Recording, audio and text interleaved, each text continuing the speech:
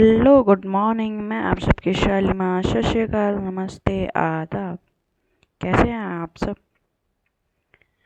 उम्मीद करते हैं अच्छे होंगे, खुश होंगे। और चलिए आपको ले चलते हैं आपके स्टोरी की तरफ और आपको सुनाते हैं क्या ये मोहब्बत है, क्वेश्चन मार्क।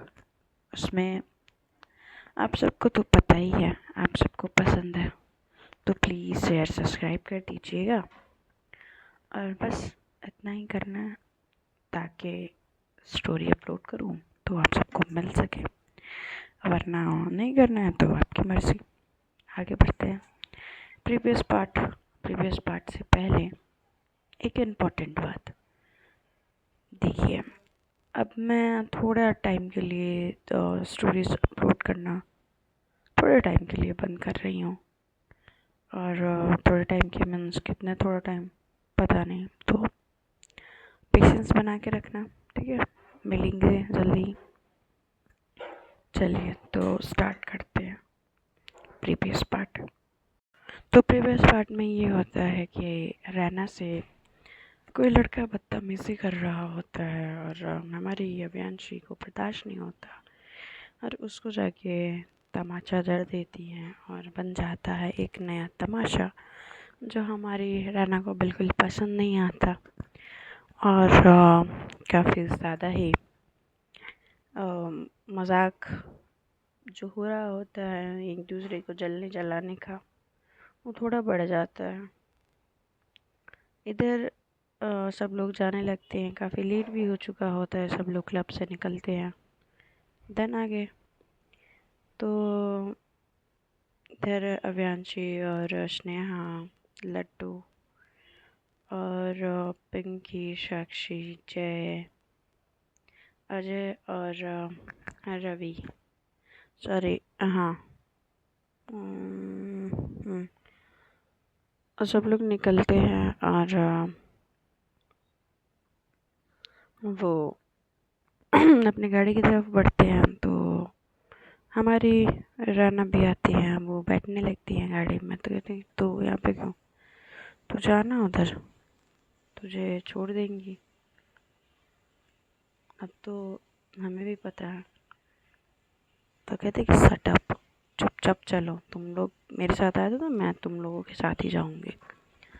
और अव्यांशी एक बार भी, रैना अव्यांशी की तरफ एक बार भी पलट के नहीं देखती है। अव्यांशी को ये चीज़ बुरी लगती है और कहती है कि शहनाज़ा इसको किस बात का इतना घमंड है। हाँ, ये क्या चाह क्या रही है? मैं इसको मनाए जा रही हूँ, ये मानने का नाम ही नहीं ले रही है। क्या मैं इतनी ज़्यादा बुरी हूँ क्या कि उसको मैं इतनी बुरी लग रही? तो कहती हैं कि बुरी नहीं, तू भाभी के सामने वैसा खुद को बना रही है, ठीक है। भाभी को भी पता है और तुझे भी पता है, ठीक है, कि तू क्या है। तो कहते हैं कि मुझे पता लगता है, वो भूल गई है कि मैं क्या हूँ। तो कहती हैं कि अब चल चुप रह। वो काफ़ी ड्रंक होती हैं, तो उनको बैठाती हैं स्नेहा और गाड़ी चालू करती हैं और जाती है घर लेके। तो दरवाज़ा उनकी माँ खोलती हैं, देखती हैं कि जो हमारी अभियांशी होती है बिल्कुल होश में नहीं होती हैं। और कहती हैं कि ये ऐसे। तो कहते हैं कि हाँ, वो हम लोग पार्टी के लिए चले गए थे आंटी, और वहाँ पे अव्यांशी भी थी, तो थोड़ा सा वहाँ पे। तो कहती है कि ये फिर इसकी हालत ऐसे कैसे हो गई? तो कह रही हैं कि वहाँ पे हमारी रहना भाभी भाव ही नहीं दे रही थी। अब इनको भाव नहीं दे रही थी तो ऑब्वियसली इनको तकलीफ़ तो होगी ना। तो कहती है कि ठीक है, मैं बात करती हूँ रहना से। वैसे तो उसका जो भी डिसीज़न है मैं उसका रिस्पेक्ट करती हूँ, बट ठीक है, उसके कमरे में उसको ले जाके लिटा दूँ। तो वो खासकर अव्यांशी से कोई बात करती नहीं है या कुछ कहती नहीं है। उस दिन का रात ऐसा होता है कि इधर अव्यांशी को होश नहीं होता और रहना उधर परेशान अपने कमरे में घर पे जब पहुंचती हैं घूमते फिरते कट रहा होता है, वॉक कर रही होती, उनकी आंखों में नींद जैसे उड़ सी गई होती हैं। वो सारी चीज़ों को पीछे से रिपीट सोच रही होती हैं कि कल क्या थे और आज क्या है और क्या हो रहा है। फिर सोचते सोचते वो भी थक के बेड पे बैठती हैं और सो जाती हैं। फिर उनकी सुबह आँख खुलती है। फिर उनकी माँ कहती हैं कि ऑफिस नहीं जाना, तो जगाने के लिए आती हैं, तो कहती हैं कि जाना है मम, मैं निकल रही। तो ठीक है, निकल रही तो तैयार हो जाओ, मैं तुम्हारे लिए नाश्ता लगा देती हूँ। तो कहती हैं हाँ ठीक है। तो नीचे जाती हैं फ्रेश होके, नीचे जाती हैं तो एक बड़ा सा बुक है, एक कार्ड के साथ, वो भी रेड रोजेस का बड़ा सा बुक है, आया होता है उनके घर पे। इतना बड़ा कि जो लेके आया होता व्यक्ति वो ढक गया होता उस फूल के सामने, पीछे आगे कौन है। तो कहती है कि ये किसके लिए है, आप पे यहाँ मतलब किसने भिजवाया। तो कहता है कि जो डिलीवरी बॉय होता है, ये आपके लिए मैम, ये इसी एड्रेस पे मुझे डिलीवर करने को बोला गया था। तो कहती है ठीक है, आप यहाँ रख दीजिए। वो अपने टेबल पे रखवाती है और उसमें एक कार्ड होता है। वो कार्ड लेके देखती है तो उसमें सॉरी लिखा होता है। और जब वो सॉरी देखती है तो उसकी आंख फटी की फटी रह जाती है। कहती है क्या सॉरी, और नीचे लिखा होता है माय डियर वाइफी।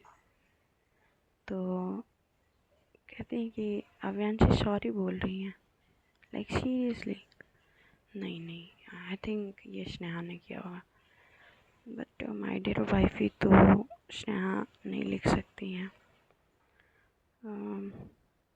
फिर थोड़ा बहुत उनका मूड जो रात का होता है वो ठीक हो जाता है और फिर वो थोड़ा सा खुश हो जाती हैं, नाश्ता करती हैं और जाने लगती हैं। तो उनको रास्ते में उनके फ्रेंड्स उनको मिल जाते हैं।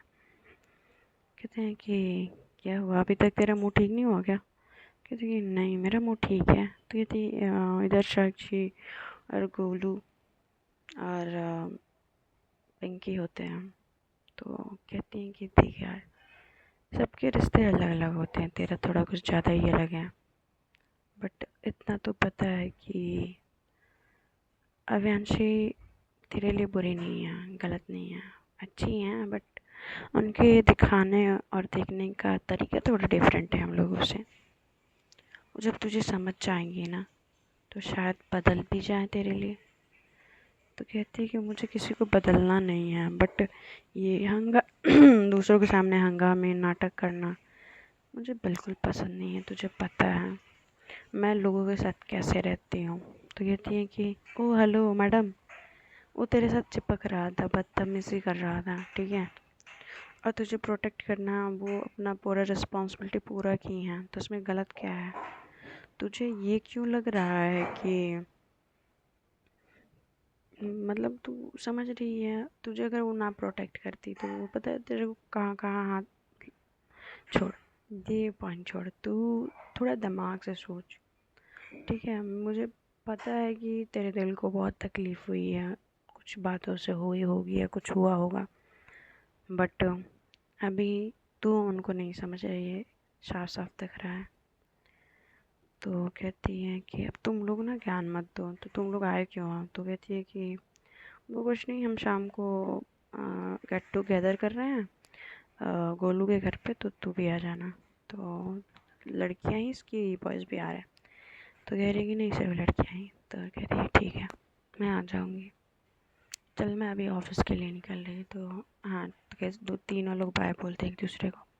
फिर इधर जो रना होती है वो रोड पे आई ही होती हैं, तब तक एक गाड़ी आके रुकती है। वो गाड़ी का कांच नीचे होता है और उसमें वो देखती हैं कि अव्यांशी होती हैं। तो कहती हैं कि बैठो। तो कहती कि मुझे कोई ज़रूरत नहीं है, मैं एक एम्प्लॉय हूँ, मुझे पता है कैसे जाना है। तो कहती हैं कि तुम ज़्यादा नहीं बोल रही। तो कहती हैं कि नहीं, मैं ज़्यादा नहीं बोल रही, अपनी हैसियत में रह के बात कर रही हूँ। तो कहती हैं कि अच्छा, तुम अपने हैसियत में रह के बात कर रही हो, तुम बोलो मत तुम्हारा हैसियत क्या है। मैंने कई बार बताया, फिर से एक बार बता रही हूँ, अपने दिमाग में बैठा लो। रहना व्यंशी सिंहदेव। तो कहती हैं कि मैं कह रही हूँ ना, मैं चली जाऊँगी, मुझे किसी की हेल्प की ज़रूरत नहीं है।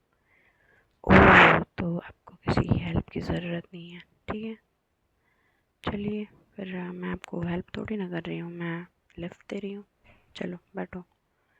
तो वो नहीं बैठ रही होती हैं, धीरे धीरे रास्ते पे चलने लगती हैं। तो इधर भी जो हमारी रन्ना के पीछे पीछे गाड़ी चलाते हुए स्लोली स्लोली वो भी चल रही होती हैं। और धीरे धीरे चलते चलते हॉर्न भी धीरे धीरे टाइम टाइम पे बजाती रह रही होती हैं। तो ऐसा नहीं होता छेड़ने टाइप वाला। तो वो जो भी ऑटो वाले से पूछती हैं, वो ऑटो वालों को बाहर गाड़ी से निकल के आके दिखा देती हैं। तो वो बेचारा मना कर देते हैं, कोई उनको ले जाने के लिए। फिर परेशान होके कहती क्या है, आप क्या चाह रहे हो। तो कहती हैं कि तुम मेरे साथ चलो, बस यही चाह रही हूँ, और क्या चाह रही हूँ, मैं तुम्हारे साथ कुछ कर थोड़ी ना दूँगी। तो कहती हैं कि सोचना भी मत। तो कहती है कि ठीक है, नहीं सोच रही, बैठो। तो परेशान होकर आखिर में वो उनके साथ बैठ ही जाती हैं। तो बैठने के बाद वो बेल्ट होता है ना, ड्राइविंग सीट के फ्रंट बैठने पे वो बेल्ट लगाना होता है, तो वो नहीं लगाई होती हैं। तो हमारी अभियांशी आती हैं, उनके साइड से बेल्ट निकालती हैं, उनके साइड में टक करती हैं, और इतने सेड्यूसिंग वे में उनके, मतलब होता है ना कि बस उनकी बॉडी से टच नहीं होता है, और उनकी गहरी सांसें उनको बस सुनाई दे रहा होता है, ऐसा। तो फिर वो कहती कि हो गया बस। हाँ, तो ऐसे बोल के तो फिर हमारी अव्यांशी हल्का सा मुस्कान लेते हुए गाड़ी स्टार्ट करती हैं, और कहती हैं कितनी चिढ़ती हैं। मुझे तो पता ही नहीं, पहले तो ये चीज़ मुझे देखने को ही नहीं मिली। तो कहती कि मैंने बुके भेजा था, मला। तो कहती हैं कि हाँ मला, उसमें सॉरी भी लिखा हुआ था। तो थोड़ा सा हमारी अव्यांशी अनकम्फर्टेबल होने लगती हैं सॉरी के बाद पे। तो कहती है हाँ हाँ मैंने ही। तो कहती है कि आपको नहीं लगता है कि आपको मुंह से भी सॉरी बोलना चाहिए। तो कहते हैं कि मैं क्यों बोलूँ। तो कह रहे हैं कि कभी कभी अपनी गलती सुधार लेना ज़्यादा अच्छा होता है। तो कहती हैं कि हाँ बिल्कुल, सुधार लेना अच्छा होता है, मैं भी सुधर ही रही हूँ, धीरे धीरे सुधरेंगे ना, इतनी जल्दी भी क्या है, सुधारने वाले घर तो आ जाए। उनकी तरफ देख के हंस के बोलते हैं। तो कहते हैं आप चुप रहो, ठीक है, ज़्यादा दिमाग मत चलाओ। तो ऐसे ही वो अपना उनका फ़ोन ढूंढ रही होती हैं, क्योंकि उनका फ़ोन मिल नहीं रहा होता है। तो तब तक उनके फ़ोन पे अव्यांशी के, नहीं, रैना के फ़ोन पे एक कॉल आता है। वो कॉल उनकी सासू मॉम का होता है, मतलब जया जी का होता है। उठाती हैं, कहते हेलो, हाँ मॉम। तो कहती हैं कि बेटा तुम कहाँ हो। तो कहती हैं कि मॉम बस ऑफिस के लिए निकल रही। क्यों, क्या हुआ, सब ठीक तो है ना, दादी ठीक है। तो फिर हमारी अव्यांशी समझ आती है कि घर से फ़ोन है। तो कहती है कि हाँ सब ठीक है बेटा, मुझे तुमसे कुछ बात करनी थी। तो कहती है हाँ हाँ मॉम बोलिए ना। तो कहती हैं कि अगर तुम्हें सही लगी तो मैं बात करना चाह रही थी। तो कहती है हाँ मॉम, आपको कब से पूछने की ज़रूरत पड़ेगी, आप बोल सकते हो, बोलिए ना, मैं सुन रही हूँ। तो कहती हैं कि मैं ये चाह रही थी कि तुम घर वापस आ जाओ। तो उस बात पे हमारी रना कोई रिप्लाई नहीं करती हैं। कहती हैं कि मॉम पर ऐसे। तो कहती हैं कि मैं ये नहीं कह रही कि तुम अव्यांशी के साथ रहना, मैं ये नहीं कह रही कि तुम उन सब चीज़ों के लिए माफ़ कर देना, बट मैंने अव्यांशी का कल रात उसकी हालत देखी, वो कहीं सुधरने की जगह और ना बिगड़ जाए। और तुम्हें पता है कि मैं उससे नहीं बोलूँगी, और तुम्हारी दादी की हालत ये नहीं है कि मैं उनसे जाके बोलूँ कि वो अवंशी को समझाए। बेटा ये तुम्हारा घर है, अवंशी से तुम्हारी शादी हुई है, तुम उससे प्यार करती हो, कब तक नाराज़ रहोगी? और वो जो भी करती है देख लेना, घूम फिर के वो सिर्फ तुम्हारे लिए करती है, अभी भी कर रही है और तुम्हें मनाने की कोशिश भी कर रही है। मैंने जहाँ तक उसको देखा है, मैंने उसको पाला है, आज तक उसको किसी को उसने मनाया नहीं है। अगर किसी ने उससे गुस्सा किया है तो किसी को नहीं मनाया है, अपने फैमिली वालों को छोड़ के, जिससे वो प्यार करती है उसको छोड़ के। अगर शायद तुमने इस बात को ज़्यादा खींचा तो कहीं वो टूट ना जाए। तो कहती हैं कि मॉम पर कहती हैं कि बेटा तुमको मैं ये नहीं कह रही कि तुम आज ही आ जाओ, अभी आ जाओ, तुम सोच लो एक बार अच्छे से, फिर देन आ जाना, या जो भी तुम्हारा फैसला होगा उसका रिस्पेक्ट मैं करूँगी। बट मुझे लगा एक बार तुमसे ये चीज़ बात करनी चाहिए। तो कहती हैं कि हाँ मॉम मैं समझ रही हूँ। और वो एक बार इंटेंस लुक अवंशी को देती हैं, तो वो आंखों से पूछती हैं क्या? तो कहते हैं, फिर उधर उनकी तरफ से अपना फेस घुमा लेती हैं और वो कहती है ठीक है माँ मैं ऑफिस जा रही, मैं रखती हूँ ना। तो कहती है कि ठीक है बेटा। तो कहती है कि बाय मॉम। तो वो कहती है बाय बेटा। तो वो रख देती हैं और उनकी बातें वो सोचने लगती हैं कि ये तो सच है, इस इंसान ने कभी सॉरी नहीं बोला, किसी के सामने माफ़ी नहीं मांगी, वो सब किया है इसके सामने जो ये कभी नहीं करता है। फिर केयर, इनसिक्योरिटी, जेलेसी, इसने सब कुछ दिखा दिया है, यहाँ तक कि अपना प्यार भी दिखा दिया है। जिस तरीके से भले उसको दिखाना ना आता हो, बट उसके जिस तरीके से उसको आता है उसने दिखा दिया है। अब तक ये ऑफिस पहुँच जाते हैं, फिर ये कार पार्किंग में लगाती है और इधर से रहना निकल जाती है उस कार से और ऑफिस की तरफ बढ़ने लगती है। तो जैसे बढ़ने लगती है तो जल्दी जल्दी आके अव्यांशी रना का हाथ पकड़ लेती है और हाथ पकड़ के लिफ्ट में जाती है और वो अपने जो ऑफिस के ऊपर जो उसका फ्लैट होता है वो उसको वहाँ पे लेके जाती है और हाथ को पकड़े हुए खींचते हुए लेके जाती है और रूम का दरवाज़ा खोलती है और अंदर जाती है और दरवाज़ा लॉक कर देती है। कहती है कि अव्यांशी ये क्या कर रहे हो आप ऐसा नहीं कर सकते। तो कहती है मैं कुछ भी कर सकती हूँ मेरी जान, तुम्हें मनाने के लिए, ठीक है? तुमको मना रही हूँ, जब तक नहीं मानोगी मैं मनाती रहूँगी। तो फिर से जब वो पलटती हैं तो देखती हैं कि पूरा वो रूम डेकोरेट होता है, पूरा घर डेकोरेशन से मतलब फूलों से भरा होता है। और कहती हैं कि सॉरी यार, कल मुझे नहीं समझ में आया मुझे क्या हो गया था, मैं ऐसे ड्रंक कैसे हो गई थी, मैं थोड़ा ही पी थी बट उसके बाद मुझे क्या हुआ, मैंने बहुत ज़्यादा पी ली, प्लीज़ मैं बोल रही हूँ ना तुम मान जाओ यार। रहना मुझे मनाना नहीं आता बट तुम ऐसे बिहेव कर रही हो, इतने दिनों से कर रही हो, मुझे वो अच्छा नहीं लग रहा। मैं तुमको कैसे समझाऊं कि मुझे क्या फ़ील हो रहा है। घर में जाने के बाद ऐसा लगता है कि यहाँ तो मेरा कोई है ही नहीं। खैर घर पे तो दादी है, दादी से मैं क्या बोलूँ, रवि भैया, आयशा, माँ, तुम्हारे बिना घर वो काटने को दौड़ता है, तुम क्यों नहीं समझ रही। मैं मानती हूँ कि मेरी बहुत सारी गलतियाँ हैं, मैंने बहुत सारी गलती की है, मुझे नहीं पता कि मैं उस गलती को कैसे सुधारूं।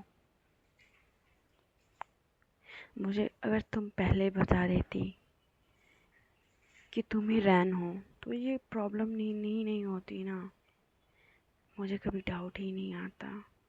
जिस लड़की को मैंने बस चैट पे बात की वो मेरे सामने थी। जिस लड़की ने मुझे बार बार बचाया वो मेरे सामने थी।